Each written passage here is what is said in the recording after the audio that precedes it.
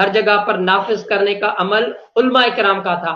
لیکن الٹا علماء کرام نے کیا کیا؟ جو مشہور علماء کرام ہیں، اچھے خاصے بھی موجود ہیں، لیکن ان بیچاروں کو تو کبھی لیا ہی نہیں گیا۔ لیکن اکثریت ایسے حکمران جو ریاست کا حصہ بن چکے ہیں، ان کا مقصد اپنے پیٹ کو نافذ کرنا ہے، قرآن کو نافذ کرنا نہیں ہے، جس کی وجہ سے قرآن تو ان کا مفہوم ہی نہیں۔ قرآن کے ذریعے تو پھر اپنی شہرت چاہتے ہیں، بس بیان دے دیتے ہیں، عملی طور پر وہ انہی حکومتوں کے ساتھ ہوتے ہیں، بیانی طور پر لاکھوں لوگ ان کو سنتے ہیں۔ کبھی آپ نے ان کو یہ نہیں صرف زبانی طور پر کہیں گے غلط کر رہے ہو، پیچھے سے پیسہ بھی لیتے ہو اور آپ کے سامنے اچھا بننے کے لیے کہتے ہیں غلط کر رہے ہو، جس طرح سیاستدان کرتے ہیں۔ الیکشن سے پہلے جب الیکشن آتی ہے تو ایک دوسرے کو گالیاں دیتے ہیں،